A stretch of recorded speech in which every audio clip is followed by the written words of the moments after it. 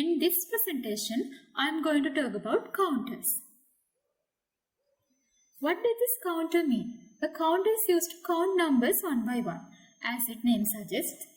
And in digital electronics, this counter is used to store and sometimes display the number of times a particular event or a process has occurred. And this counter is a sequential logic circuit and it has clock input signal and a group of output signals. These output signals represent the integer value of counting number.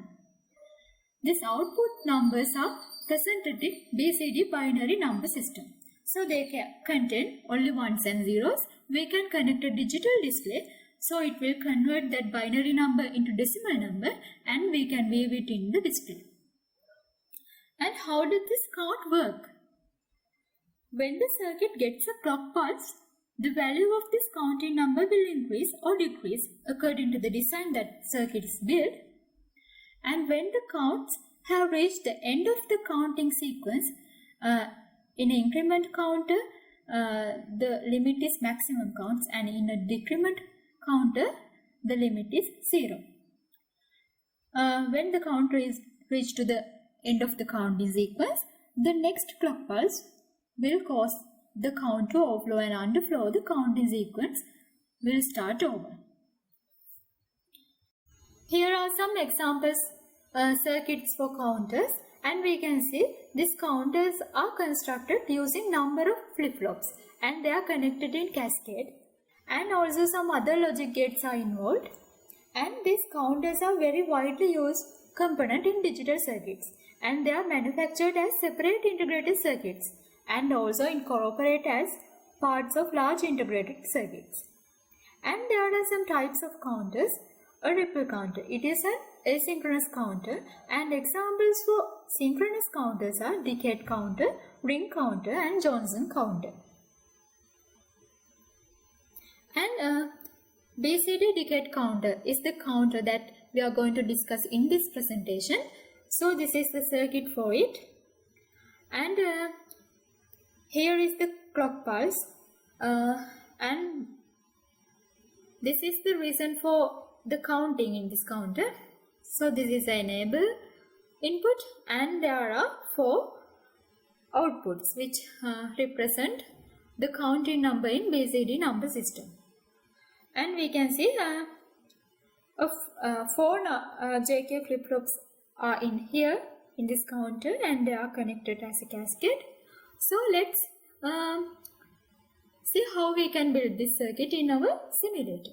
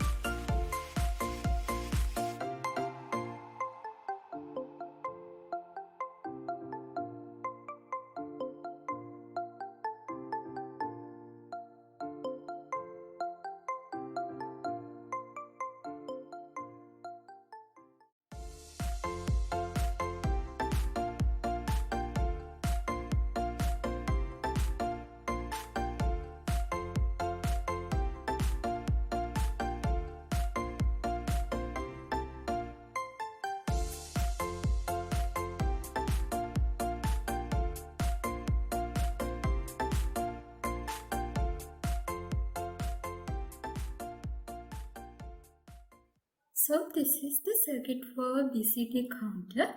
Now let's get the truth table for this circuit.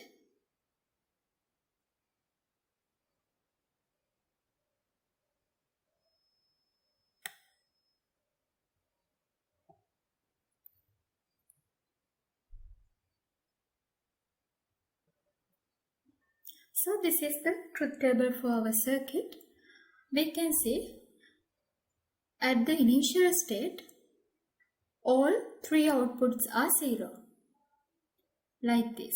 And let's set the first pulse.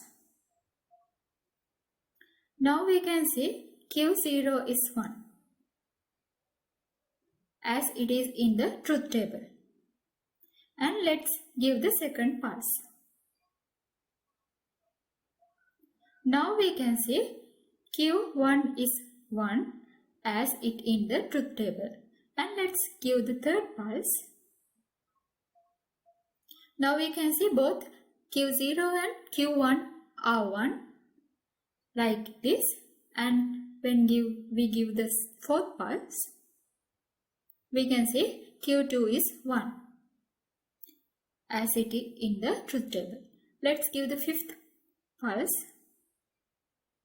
Now we can see both Q0 and Q2 are 1. Q0 and Q2. And let's give the sixth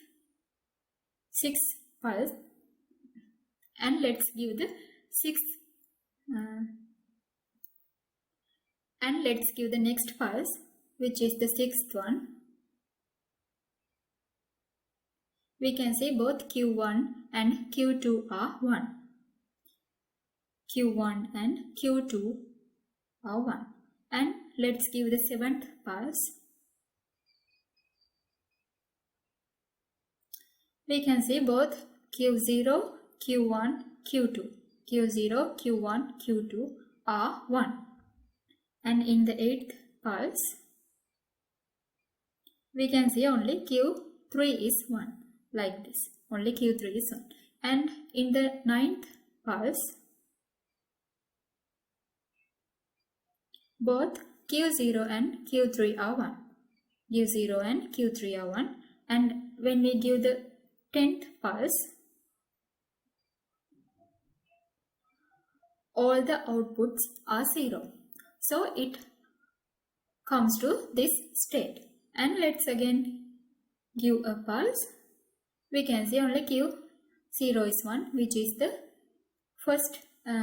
output of first pulse. In this counter, when we give the 10th pulse, it comes to the initial state and it goes again and again like this. In this circuit, I used a toggle switch as the pulse because I can manually change it. Instead of this switch, we can use a clock pulse. Let's do it.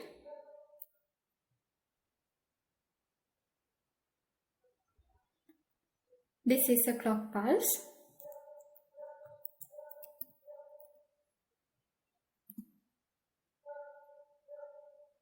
Let's connect it to this flip-flop. Now we can see the outputs are automatically changed. So this is how the BCD counter works.